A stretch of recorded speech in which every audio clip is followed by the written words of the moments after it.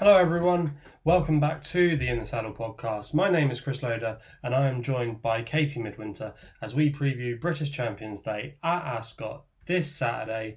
I'm going to be going, Katie's going to be going, Liz and Izzy are also going to be there, so it'd be great to catch up with them, and we'll be doing a few things on the old socials, so make sure you stay tuned for that. But before we get into the racing, Katie, how are things with you? Are you looking forward to Champions Day this weekend?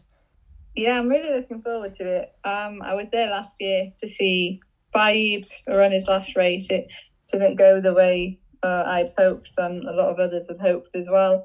But hopefully this year we get a bit more luck. Also last year, special memories of seeing Stradivarius parading and Emily Eptron winning. It was a great day overall. Just a shame that Bide couldn't extend his unbeaten run, but no, the card looks great this year, and there are lots of horses that I'm looking forward to seeing. The return of Kyprios, hopefully back to form, and many others too. So it looks like it's going to be a really good day, and I'm looking forward to seeing you and the other podcasters, Izzy and Liz, there. So hopefully be a good day. I think it's going to be the first time that we've all been together since the November meeting at Cheltenham last year. So yeah, it will be great to catch up with everybody. I like this meeting. I think there's something for everyone. I think there'll be a couple of jollies that people will be siding with. And also as well, I think you can back a few outsiders at some decent prices. I remember last year I actually put up Bayside Boy, who drifted in the betting on the day. I think he was about 20-1 when he opened. And then he drifted all the way out to 33s, but he didn't win like a 33 to one shot. And I think everybody was in spiral that day, and some people got their fingers burnt there. So that's something you always have to have at the back of your mind here, isn't it? Sometimes, we're seeing horses that maybe have got nice form figures next to their name. They've done well earlier in the season, but for some of these on testing ground, Katie, like, it can just catch up with them, and maybe horses that have had a quieter campaign, maybe like I'm just going on Bayside Boy last year, they can turn up and sometimes bring a surprise. So that's something you have to have in the back of your mind, isn't it? Yeah, please don't remind me of Bayside Boy, though. I think I'd put him up on the podcast lots of times. He was running in France. He came back to the UK. I remember putting him up a few times anyway and backing him, and I let him go on that occasion. I think he was 33-1 on course then, and I was just quite gutted. But of course, I was happy for you to tip up such a good winner. But now I was gutted to miss out on him, and that's what happens sometimes. You have these cliff horses, and you keep backing them, and then the moment you stop, they go and win. But no, you're right.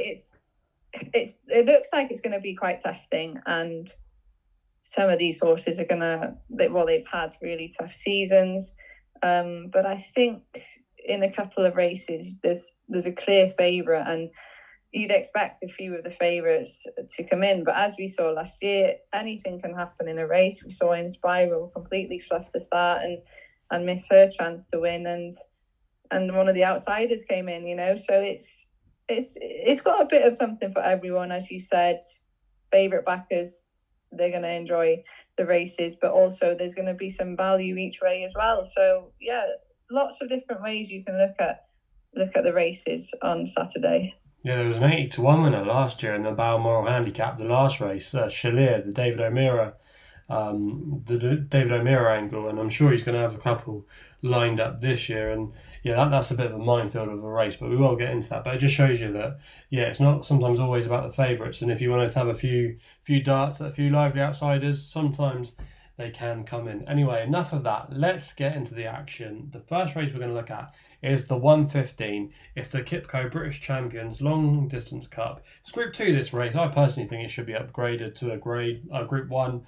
Most of the horses that run in it are Group 1 standard, so I'm not sure why they haven't done that yet, but maybe they will in the future. Anyway, the market looks like this. Kyprios is your favourite at 11-8. We've then got Trushan at 2-1, Coltrane at 15-2, Sweet William 10s, Trawlerman 20s, Broom 40s, Stratham 100s, along with Maxident, who is your outsider at 150-1. Katie, I know where you're going here. But do we think that this is a match between Kyprios and Trushan on paper? Yeah, I think it is. Kyprios, I think he deserves to be favourite because I think all the vibes were before the Irish St Leger that he would need the run. And from what Aidan O'Brien has been saying, they were quite happy with the way he did run. And he should be much better this time around. He's £4 clear on ratings. I think he really sets the standard here, and he has that little bit of class to win this race. But Trushan is bidding for his 4th victory in the race, and he's in the form of his life at the moment, having won the Doncaster Cup and the Cadran in his last 2 runs. My only concern with him is he can be quite keen going, and he is going to need to settle, but he'll get the ground that he loves, and he's really going to give Kyprios a run for his money here. I think it just depends on whether or not Kyprios has retained all of his ability. But for me, on what he did at the Curragh, I'd say that there's still a spark there. And so I would be siding with Kyprios here. There is the angle that I do have an anti-post bet on him at 5-1. So I will definitely be cheering him on once he finished second in the Irish St Leger. I think Aidan was saying that he was likely to go to Ascot rather than to Longchamp. So the 5-1 about him, it didn't last too long, but it was plenty of value because he's going to go off as a really short price favourite here, isn't he? And I would just be siding with Kyprios over Trushan. Of the others, now Coltrane, he's a horse that I really like. I think he's a battler. He will run his race. He's a winner over course and distance, and he's a tough horse, but I think soft ground, it will go against him, against some of his rivals here. The one that I saw maybe filling in the places and behind the top 2 was Sweet William. I thought he ran very well behind Trushan at Doncaster. He just didn't finish as strongly as Trushan there, but I think heavy ground, soft ground, it will be no concern to him because he's run at Goodwood on heavy. So I think he probably has each way claims at around 10-1, did you say, Chris? But I think it will be between the top 2, and I would be siding with Kyprios. Yeah, Sweet William, he is 10-1. I can see your angle with him there, but he's still got improve, I think, to really get in the first 3. I mean, Coltrane, I think you could say that he's just had a hard season. You know, he's been on the go for quite a few months now, and he's probably maybe just needs a break and ready to come again next year. And maybe he's even peaked to somewhat of an extent. But yeah, Sweet William, I can see your angle there. He could be open to improvement. I think, like you say, it is a match between Kyprios and Trushan. I think there's angles from both sides that you can come at. I think you can say, well, Kyprios, he'll come on for the run. He's got a line on Trushan when he beat him at Goodwood. I personally think that Trushan might reverse that form if I had to go out of the pair. I just think that the ground when they met at Goodwood wasn't soft enough for Trushan. So I think that might just favour him, and plus he's in form at the moment and there's no question marks about him. Kyprios, obviously Aidan can do his magic. He hasn't had a hard season, but that would be a bit concerning that he didn't get going until later in the year. And 11-8, would I want to be taking that? Probably not. I mean, 5-1, Katie, you said you're on him anti-post. That is obviously a very good bet because you're on the value. But now if I was telling people to get stuck into Kyprios at 11-8, when you've got the likes of Trushan at 2-1, who's a slightly more informed out of the pair, has his ground, got a good record in this race over this course and distance, that would just probably persuade me to go with Trushan. Obviously, do you not think that run behind Eldar Eldarov in the Irish St Leger was a decent enough form over a trip that is slightly shorter than ideal for Kyprios maybe, and it is Eldar Eldarov's optimum trip? I mean, you can poke holes in Trushan's Cadran, for example. It was a small runner field. I mean, the Doncaster Cup was a small runner field as well, and so was Kyprios. I mean, Eldar Eldarov, who knows of him? He kind of is either on a going day or he just throws in the towel. I mean, like there wasn't really much in that race to jump home about the form. I mean, he's only achieved an RPR of 117. I mean, that's obviously very good standard, but I don't know if it's that strong. And I just think Eldorado was probably the best horse on the day. He had the race fitness, and like you say, maybe the trip was a little bit on the short side for Kyprios, but I think it's hard to really grasp a handle on that kind of form if you're taking it literally. The fact that Aidan O'Brien didn't go to the Cadran and he came here clearly suggests that this has probably been his autumn target. So that would be something you would have to consider. But I think from a form perspective at the moment, where both horses are at, I think you've just got to slightly favour Trushan. There's no doubt that Kyprios has got the back class to win this from what he achieved last season, but that would just be the question mark. But if you want to go and side for Kyprios, I wouldn't put you off. But for me personally, I couldn't back him at that price. I just think he's a little bit too short. I thought Trushan, when he was 11-4 earlier in the week, anti-post, I thought that was a little bit big. They're slightly coming. I think actually they'll probably go off close to joint favourites in the day. I could see him maybe going off 6-4. Do you think that could happen, Katie? Yeah, possibly. But I think the money will maybe come for Kyprios late on if they fancy him, of course. But as you said, I think this probably has been the target. Trushan has run again recently. He's had a couple of probably tough runs, although he did win at Longchamp very impressively. He's just had those 2 runs in September, whereas Kyprios is coming into the race fairly fresh. So I would just think that Kyprios will go off as favourite. But I can see there being support for Trushan as well. Yeah, I think the Holly factor could definitely persuade him to go a little bit shorter. I think they're going to go off very close. It's kind of the same price. I think personally, I think Kyprios, he might just drift slightly on the day, and I think, like I say, I think they could easily go off maybe 13-8, 6-4 joint favourite. I think the money will come for Trushan. I think Kyprios will drift slightly, but I think either can win. But like I say, it's a flip of a coin for a lot of people. But I'm team Trushan, and you're definitely team Kyprios. Anyway, that's enough of the long distance cup. We're now moving on to the 150, which is the Kipco British Champion Sprint Stakes. It's a Group 1 over 6 furlongs. A lot of people will be thinking this is their banker of the day. Kinross, he's 7-4, the favourite for Frankie Dettori and Rafe Beckett. We then got The Dream, who I thought was a little bit short now at 6-1. Clearly has form on soft ground and has got a good record over the course and distance, but hasn't really shown much recently. She's your second favourite, 6-1. We've then got Millstream at 8s, along with Sandrine, Rohan at 12s, Bycatcher 12s, Sense of Duty 16s, Art Power 20s, Swing Along 20s as well. Bigger are the rest. Now, Katie, we were talking about it earlier with Inspiral.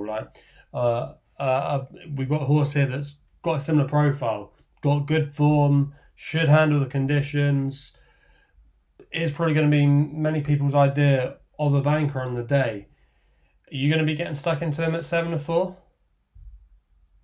Well, I think it's difficult to have a banker in a sprint like this. I think it's one of those races where anything could happen, and it's over such a short trip that if Kinross was to get into any trouble, if he was slowly away, or if the same happened as it did in France a couple of weeks ago for him, then 7-4, it isn't a price that I'd be getting stuck into.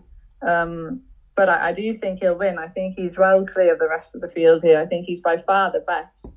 It's just that element of 6 furlongs, soft ground. Who knows what could happen, really. I'd agree with you in saying that The Dream is short enough here. I think she really has to massively improve on that 5th place finish in the Bangor Stakes if she's going to get anywhere near Kinross here. Of the others, I think that Sandrine, she's a progressive filly, winner over course and distance, but I'm not sure that this is going to suit her. I don't think the drop back in trip is really ideal. The ones bigger prices, I thought that Art Power maybe could use his experience here to maybe run a big race. I don't think he'll mind the softer ground. He looks quite overpriced. I was seeing 20-1 earlier on, and yeah, still 20-1 now. Generally, I think that's quite a big price for Art Power. I also thought that Run to Freedom was a massive price at 25-1, considering that he often really outruns his odds at big prices. He finished second to Kinross in this race last year at 150-1. He's finished second to Shaquille in the July Cup Stakes, running off 28-1 there. He beat Kinross there as well. I thought that 25-1 was a really big price for a horse that can often spring a surprise, you know. Of the others as well, I thought Believing, first time cheap pieces for her. She's a filly that I've been following quite often this season. She's got a couple of good wins to her name. I thought of the 3-year-old, she maybe could be the best there. 22-1 wouldn't be a bad each way price for her. But I'm really keen on Kinross. I think he's by far the best. I would be siding with him completely here. I will be having a bet on him, but as I said, I wouldn't be getting too stuck in, because a sprint, soft ground, we don't know which track they're even going to be on. I think he's the best horse in the race, but it's a tricky race still. Yeah, I mean, Kinross, as you say, he's probably the most likely winner of the race. He doesn't have much to prove, but 7-4 and how many runners have we got here? We've got 15 runners.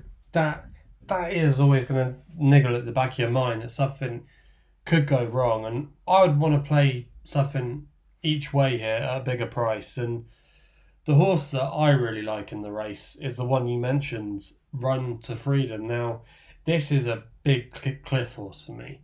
It really is. I've been following this horse since the beginning of last season. I actually put him up when I was doing my YouTube channel when he won a listed race at Windsor last May. And ever since then, he's a horse that's been a little bit in and out. But towards the end of last season, as you say, Katie, he really started to come to the fore. I mean, like you say, he finished second in this race last year when he was running on at 150-1. He's still showing that he's had the ability this season. He won a listed race at Salisbury. He finished second behind Shaquille in the July Cup, beating Kinross. So 25-1 is a bit of an insulting price here. Now, he does have to bounce back after a disappointing run at Haydock. But he's been to Haydock now a couple of times, and for whatever reason, he just doesn't seem to be suited by that track. He's actually got form as well over 7 furlongs, which I don't think is necessarily a bad thing here. If you look at some of the winners in this race over the last few years, it does kind of turn into a little bit of a stamina test over the 6 furlongs. And Kinross has that because we know that he's won over 7 furlongs before, and he was even campaigned up to a mile. And Run to Freedom has won over 7 furlongs earlier in his career, and he just seems to always be hitting the line hard and doing his best work late on. He likes a stiff finish. He's got form at Ascot. He doesn't mind a bit of dig in the ground. I mean, you're getting 25-1 about a horse that on his day has placed twice. He's come second in 2 Group 1s, and he's 25-1. I think that's a crazy price. I personally think if I was pricing him up, I would have him probably around about the 12-14-1 kind of mark. Obviously, he does have to improve. He does have to have things go in his favour. But there's no reason why he can't outrun his odds. I mean, like we touched upon, the likes of Vadream, I mean, can see the angle in for her, but 6-1, that's a bit of a concern. Millstream, 3-year-olds, but 3-year-olds don't have the greatest recent record in this race. I mean, fillies as well don't have a good record either. So I think you're always looking at horses that have run well in Group 1s, and clearly Kinross has got that ability. But if there's one horse that could be the fly in the ointment, I think it's Run to Freedom, and I'm definitely going to be having a nice each way bet on him. I mean, you're probably going to get 4 or 5 places on the day with some firms. I think at 25-20 stand out. But Kinross, yeah, he is the one to beat. But for me, I'm going to be siding with Run to Freedom here. I completely agree with you there, Chris, with Run to Freedom. As I said, I think he represents a lot of value at 25-1, given the form that he does have. But in regards to what you're saying with Kinross, that, I mean, anything can happen in a sprint to an extent, But in comparison with Inspiral from last year, I think Kinross is a much more reliable horse. He usually does run his race and he'll give you a good run for your money. I think he was very unlucky not to win the Prix de la Forêt last time out, and he's such a reliable horse. I think he's one of my, well, I'd say he's probably one of my favourite horses in training at the moment, because you can always rely on him. So I don't think he's going to massively underperform or anything like that, and I don't think he's going to let the field get away from him or anything like that. I think he's a much more solid favourite than Inspiral was, and I do think he's one of the probably the best bets of the day, of the favourites at least. Yeah, no, I can completely get that, but for me personally, it's just a matter of taste. Like, you would actually make more money back in Run to Freedom each way at 25-1 if he was to place than actually lumping on at Kinross 7-4 to win. So that's kind of my angle in with it. But yeah, like if you want to have a bet on Kinross, I'm not going to put you off, because I do think he is the most likely winner. But for me, I'd rather be on him at a 3-1 kind of price. Now, I think 7-4 is just a little bit too short for me to be against. Probably going to have people with the multis on. Well, I have myself as well, anti-bows with Kit, Prios, Kinross, Paddington. Yeah, exactly. Probably going to have a few people going for that one. I mean, there'll be probably quite a few people having Frankie accumulators on as well, and that leads us actually into our next race, which we're going to talk about it, which is the 225, the Kipco British Champions Fillies and Mare Stakes Group 1, over a mile and a half. And talking of Frankie, he's riding the favourite here, free wind at 10-3. We've then got Jackie O at 4-1, Time Lock at 11-2, Above the Curve at 10s, along with Blue Stocking. You've then got Rude Bonissard at 12s, along with Sweet Memories. Terms of Endearment at 14s, Running Line 20s. Bigger are the rest. Now, Katie, free wind on her day is a classy filly, but I think this is the Frankie factor here, why she's been made favourite. I don't think on this kind of ground she really handles it. She was disappointing in the Arc. She's kind of been very in and out this season, especially when she's been well fancied as well. I mean, she was sent off 10-11 favourite at Glorious Goodwood. She was sent off 6-4 favourite to win the Hardwick at Royal Ascot. I mean, punters have got their fingers burnt a few times with her this season. And older fillies as well don't have a good record in the race. Is she a favourite you want to take on? Yeah, I think she's vulnerable here. I think she prefers a quicker surface. Her second to Warm Heart in the Yorkshire Oaks is a very good form line, and she is proven on soft ground. But I think that run at Glorious Goodwood, the excuse given on that day was the fact that she does want it quicker. So yeah, I'll be taking her on. She's not a horse that I tend to back too often. I think Jackie O is an improving filly. She looks decent value at 4-1. That next second to Blue Roseanne in the Prix de l'Opera, it probably was a career best performance. And now she's stepping up in trip. I think the vibes are that that's going to suit her. So if she's able to replicate her Longchamp performance, then I think she's going to be in with a leading chance here. But the one that I'm going to side with is a filly that I've backed on a couple of occasions, and that is Above the Curve, who's wearing first-time cheek pieces here for Joseph O'Brien. Now, I just think that the softer ground that's likely to be at Ascot on Saturday, I don't think it is going to be as much of an inconvenience to her as it will to some of the other horses. Now, Jackie O, she will cope with softer ground, and I think, as I said, she's got a very good chance of going close. But I'm just going to go for the one has a little bit more experience in Above the Curve. She's level with Jackie O and Free Wind on ratings, and I wonder, with the addition of Headgear, if it could just bring a little bit further improvement from her. She does have very good form this season, and I just think that at 10-1, she represents a little bit of value here. Okay, Above the Curve for Katie. The way I'm playing in this race is looking at the recent winners. I mean, I've had my fingers burnt a couple of times in this race over the years, but I think this year I'm going to follow the trend, and that is to go for 3-year-old fillies. Since 2014, there's been 9 winners that are 3-year-olds. The only one that didn't win was a 4-year-old, was Journey for Frankie and John Gosden. Funnily enough, in George Strawbridge colours, the same connections as Free Wind. But I think there's 2 3-year-old fillies in here that I'm going to be backing both on the day, and I can't really split between them. And they're going to get a nice weight for age allowance as well. They're going to be getting £6 from the likes of Free Wind, Above the Curve, Time Lock, and that is going to be Rue Bossonard and Sweet Memories. Now, Rue Bossonard, probably butchered that pronunciation, for Miguel de Ganglis and Gerard Mosse, has been running some decent races in France at the highest level.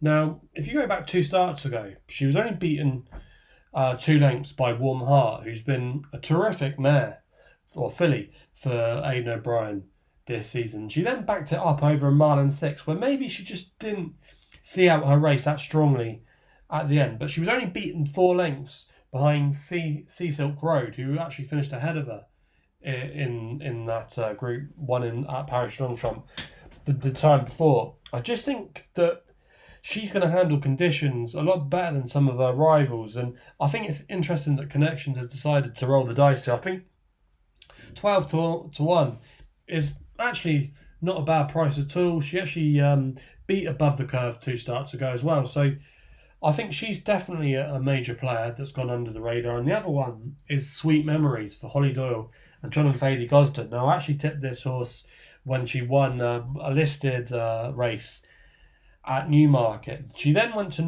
Newmarket again next time out, but this time on the rally course, and finished second to Time Lock, who a lot of people are going to go, well, she's got a lot to reverse the form.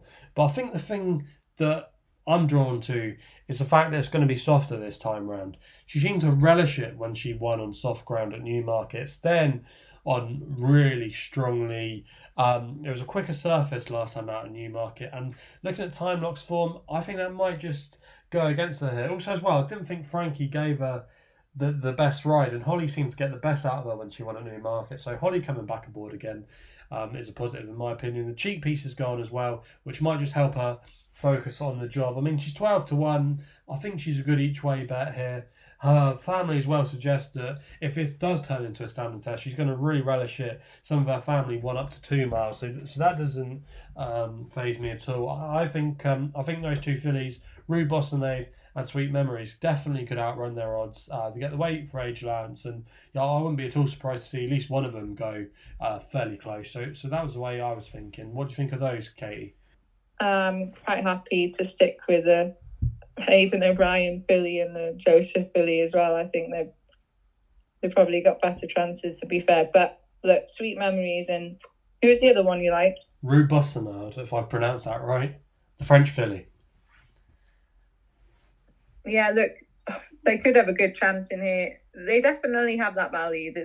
The thing is, with Above the Curve, I'm having to kind of just hope that she's going to stay that trip on soft, really.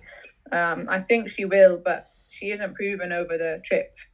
So it is a little bit of a concern. And with the French filly, as you mentioned, she's finished ahead of her, and she clearly stays further too. So it's a good angle, and 12 to 1 is good value.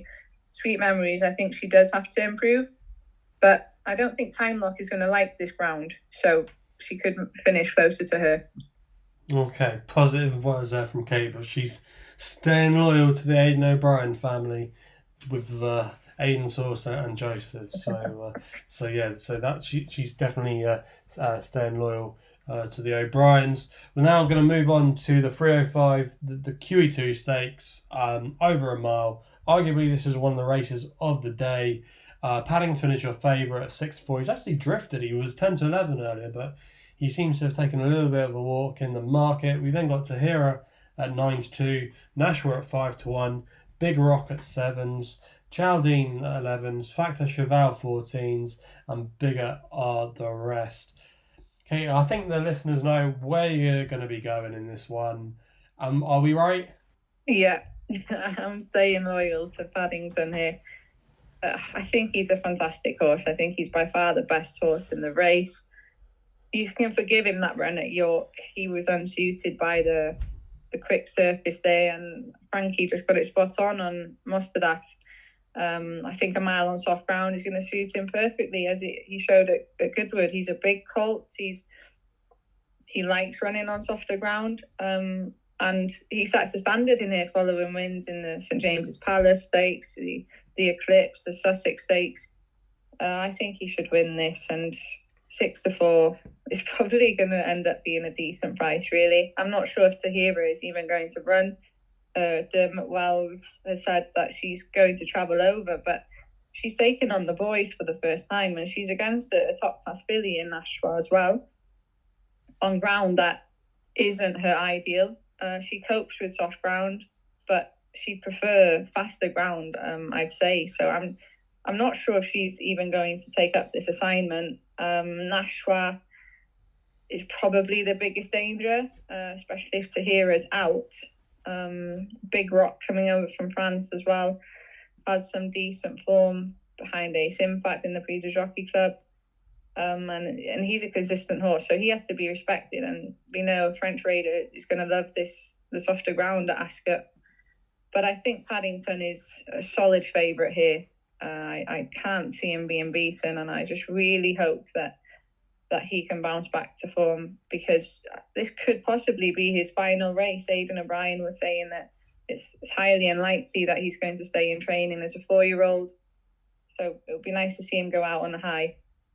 Of the others, I think High Royal is the one that I'd be a little bit interested in at 100 to 1. It looks as though he hasn't quite progressed as much as some of the others, but he has that form behind Caldion and Paddington from earlier in the season.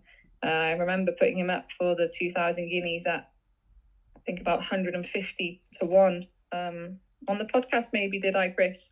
Yeah, you did. Yeah.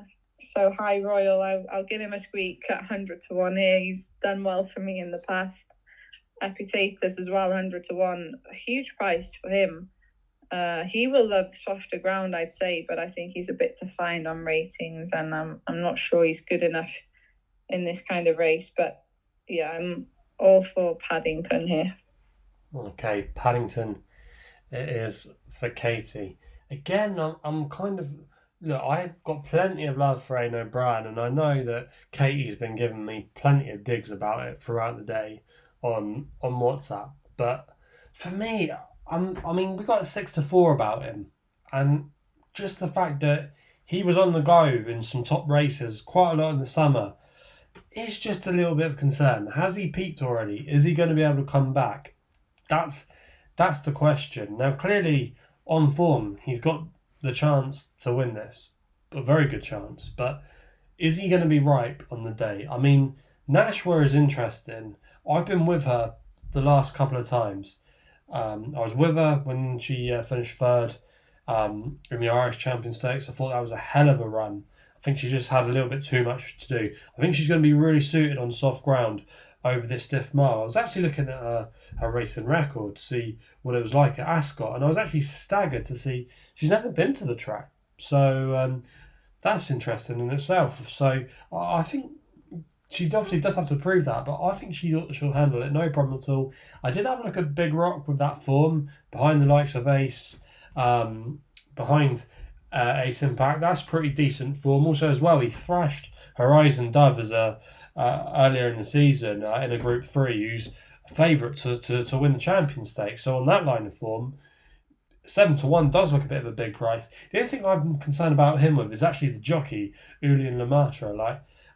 In France when I've seen him, he's good, but I remember when he came over with, was it Big Rosen in the Nassau, he made a bit of a pig's ear of it that day, and I just question him. I just wonder if he's going to go, if he does decide to go handy, is he going to go a little bit too fast and just be a little bit of a sitting duck? Because this horse has been given horses, he's been given himself as a target for horses to come and close him, and we know that closing style at Ascot does seem to favour. So that would be a slight concern, and that's where Nashwa, if she's come in with her turn of foot off the pace, that could really suit her. But again, fillies don't have the best record in this race over the years, and that would be a slight concern. If you wanted an absolute flyer on one, I thought Check and Challenge was interesting at 66. He finished fourth in this race last year when running on quite strongly. He was only beaten 2.5 lengths behind Bayside Boy. Now, he deserves to be a 66 to 1 shot for me. He's not really shown that much this year, but he wants it really soft. In fact, arguably last season he posted 2 of his best runs on soft ground, finishing 4th here on Champions Day and then finishing 3rd in a Group 2 in the pre-Wildenstein behind the likes of the Revenant and Erevan. He actually beat Factor Cheval on that occasion. So on his day, he's no mug, and I think 66 to 1 is a little bit of a big price about him. And again, you're probably going to get an extra place on offer with some firms. I think the likes of some of the top of the market could potentially blow out. Check and Challenge, he's a hold-up horse, probably be ridden cold for a late run. I thought 66s, he wasn't the worst 66 to 1 shot I've ever seen in my life. But if I did have to go for one towards the top of the market, it would be Nashwa. But again, I'll probably be having an each-way saver on Check and Challenge. So yeah, that's my thoughts on the race, and Katie's sticking loyal to Paddington. So we now move on to the 345 for arguably the feature race on the card. It's the Kipco Champion Stakes over a mile and 2. Horizon Dove is your favourite 11 to 4. Seems to be on the drift. He was as short as 9 to 4 earlier today. We then got Bay Bridge, last year's winner, at 9 to 2, along with King of Steel. Mustardaf 7 to 1. Via Sistina at 8. My Prospero at 12. Sorry, My Prospero at 12s. Royal Rhyme at 14s. Dubai Honor at 28 to 1. And Point Lonsdale is the rag of the field at 66 to 1. Now, Katie, for those that follow your social media, they might know your selection in this race. Make your case for him. Am I going to put him as my nap of the day? You might as well. If you are, we're going to be in the champagne bar. So make your case for him. No, I can't have him as my nap of the day. I'm going to say more of a speculative selection, and it's going to be the one that you call the rag of the field, which is definitely no rag, but it is Point Lonsdale at 66 to 1. I just think his price is massive here. He's got some decent form in the book. Wasn't disgraced when he finished 6th in the Irish Champion Stakes last time out. He finished ahead of Ernesto there, who finished 2nd in the Arc. I think that step up to 1.5 miles early in the season, it probably appeared to stretch his capabilities a little bit, and a return over a trip that he has proven at Group 2 level on soft ground as well. I think it's a big reason to consider him. He's the only horse in here for Aidan O'Brien, for Ballydoyle, and I think it's likely that Luxembourg was going to come here. And Point Lonsdale would have to be the second string, really, and then it was touted that Continuous might be here. They both miss out, but Point Lonsdale is going to go. He's going to take his chance, and if you look at his form at the start of the season, he won 2 group level races there on soft ground. Now, he beat Visualization at the Curragh, a filly who went on to beat a field that included Luxembourg, Trevenons, in a Group 2 Moorsbridge Stakes. And then he went to Chester and he won a group race there too. And he beat the likes of Poker Face, Royal Champion there. And there's so many of the horses that he's beaten in those 2 group races that have gone on to Frank to form.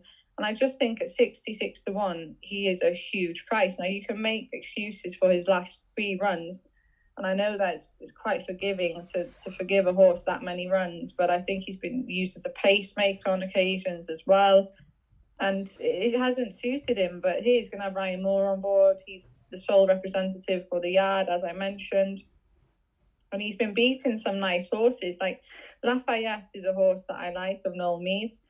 Maybe not up to the level of a few horses in here, but a Group 3 winner this season all the same, beaten a length by Adelaide River in the Paddy Power Stakes at Leopardstown just a short distance behind Alasi there.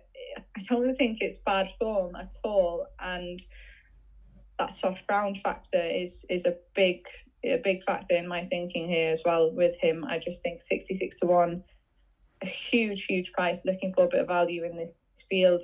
He's already half that price with a few bookmakers now. I think some of them are thinking that the 66 to 1 is too big for an Aidan O'Brien horse with Ryan Moore on board, and I definitely agree.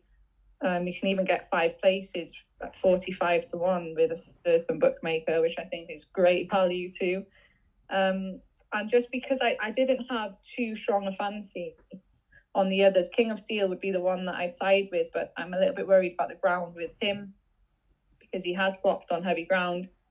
So Point Lonsdale is the value in here, 66 to 1. I think he's a great price, and maybe he'll go to the front and he'll be difficult to peg back, and we'll definitely be heading to the champagne bar if he wins. Yeah, we most certainly will. Drinks all round on Katie if Point Lonsdale wins then. I'm like you at the top of the market. I didn't really fancy them, to be honest with you. Horizon Door, now obviously he's got a load of ones next to his name in his recent starts, but taking that win last time out over in France, literally, I don't think that's a great piece of form. I mean, he beat Jack Darcy, who was stuffed last week in France, who was a second in that race. That's too short to be 11 to 4. I mean, you've got some horses on there today that are very good here and are probably going to have some of their optimal conditions as well. King of Steel, I think the bubbles kind of burst on him. I mean, there were people complaining about his ride in the Irish Champion Stakes. I think that was just one of those things. It was a bit of a tactical affair, but I'm not convinced with him on this ground that it's going to be. I don't think he'll like the soft ground, so I think he's opposable. Bay Bridge, I think, is probably more likely to run his race. Didn't think he actually ran that bad to finish 6th in the Arc. I think he's more effective over this trip, and he'll like the ground as well. Last year's winner, Mustardaf, does have soft ground form. If you go back far enough, at Sandown, where when it gets tested in there, it can be really testing and hard work for horses. So he's shown an ability to battle in that kind of ground, and he's definitely probably been the biggest improver in training this season, arguably, over this kind of trip. So I would definitely respect him. Via Festina, I don't think she'll be good enough against the boys. The one I've landed on is My Prospero, who some people are probably going to be tearing out their hair. I can see why people would do that, but he reminds me, like I said earlier, of Bayside Boy. Now, he ran an absolute blinder in this race, My Prospero, last year, beating the stablemate Bide to finish 3rd. At one point, he looked like he was going to be beaten a little bit, but he looked like he was going to be beaten a couple of lengths by Bay Bridge and Adea. But if you go back and watch the race replay, he did battle really well in the last furlong. So he probably does want maybe slightly further and trip up in time. He might, if he stays around next season, maybe could get tried at a mile half. That's something I read on the quotes from William Haggis earlier this season. But I thought his run last time out, even though it was workmanlike, wasn't a bad run. He's getting the blinkers on, which I think might just sharpen him up a bit. And I think at 12 to 1 in a race where they're all they've all got a chance, but those at the top of the market, they just don't appeal. I think he's worth having a go at. I mean, like I say, he finished 3rd in the race last year. The ground won't be a problem. Should strip fitter, I think, for his last run. Hasn't had a half campaign at all compared to some of these. I think he's dangerous to underestimate. And for me, if I had to give a selection in the race, it would be My Prospero. But I can see why some people would probably just leave him. But for me, at 12 to 1, I don't think that's a bad price there, especially if he can recapture that form from last season. If he does, he's a major player. So for me, I'm going to go for My Prospero. We're now going to move on to the last race on the card, which is the 425. It's the Balmoral Handicap. 20 runners, not the easiest get out of jail stakes. But your market looks like this. Docklands is your favourite, 6 to 1. We then got Sunny Liston at 7s, Baradar at 8s along with Migration, Al Mubahir at 12s, AWOL 12s along with Roscolin, Bo Pedro 16s along with Coy D'Or, Dancing Magic 16s as well, bigger are the rest. Katie, I know there was one horse you like in here. You messaged me about him earlier. Who is it? Yeah, it's Radobag for George Bowie. I hope I pronounced that correctly. Am I, Chris? You're the expert. Radobag. I know this horse well. I know him well. Yeah. He's the one that stood out for me here. I mean, there's a lot at the top of the market that you can make a case for. We've seen them plenty of times. David O'Meara's got a few in here that could go well. I was just keen to take a horse that I thought was a decent price, and maybe because of the ground factor, you might have a few that are going to underperform. And looking back to Radobag's form, he's run well this term at a higher level. He's been placed in group races. He finished ahead of Spirit Dancer in the Dali Stakes and finished a neck behind Poker Face, who I mentioned earlier, in the Sefton Stakes that was run by Ottoman Fleet, who subsequently won a Grade 2 and placed in a Grade 1 at Belmont Park. So I think it's quite a high level of form. Also finished behind Poker Face again at Pontefract when he finished third, and Flight Plan, who won a Group 2 at Leopardstown, was second. So there's a lot of collateral form in there that suggests to me that Radobag could maybe be well treated off a mark of 106. The last time he ran in handicap company was when he won the Irish Lincolnshire last season, when he was trained by Johnny Murtagh. He was off a mark of 98 there. He seems to have progressed since. And considering the fact that Poker Face is now rated 116, Flight Plan is rated 117, and he's finished really closely near them at Pontefract off a mark of 106. I just think he could be very well treated, and 20 to 1. I think it's a great each way price. And I'm looking here now as well, and I'd say he was 20 to 1 generally earlier on this afternoon. Looks to have shortened with a couple of bookmakers now, as short as 14 to 1. So hopefully that means there's a bit of support for him, and he's quite fancied. Yeah, this is definitely a class drop for Radobag. I remember backing him actually when he won the Irish Lincoln for Johnny Mercer, when he pulled off a little bit of a gamble. It's going to love these conditions. Probably is one of the more classier types in the field. And yeah, back in a race of this nature, 20 to 1 could look a big price. Now, I said this was a tricky getting out of jail a race, but I think I found one in here that's probably arguably my strongest fancy on the card, and that is Latham for Kieran Fallon and William Haggis. Now, this horse is also an Irish Lincoln winner. He won the Irish Lincoln at the Curragh back in March, and ever since then, he's been, I would say, lightly campaigning this season. He then went to Newbury on his next start, bumped into Jimi Hendrix, who we saw win the Royal Hunt Cup, then went to Newcastle, won there, went to Glorious Goodwood, put a line through that run. That was a bit of a messy race, but his last two runs, even though he's been beaten, I don't think they were necessarily that bad. He finished third behind Roscoelan, and this time he's going to be £6 better off. And then last time out, he finished fifth at York last week. But go back and watch that race. He was only beaten a length and a half, but he kind of had to come up the inside, which I think was the slower part of the track, and he was making up ground without being given a hard ride. Richard Kingscote was quite soft on him coming up the home straight, and he was staying on. So I do think in this bigger field on a straight track, I think it's going to play to his strengths massively. He loves soft ground. It was a bog when he won the Irish Lincoln at the Curragh, and he's only £8 higher. And I do think he's a horse that, with conditions in his favour, he could be a 100 plus horse. He's not going to be like a 110 horse, but I could see him maybe having £6 or £7 in hand, which you're going to need to win a race of this nature. It's interesting that Tom Marquand is not riding him. You would have thought that he would be first choice of the stable if Tom Marquand was going to ride him. He's on Al Muba here. So that maybe might just put some people off. But I think 20 to 1 is far too big of a price about him.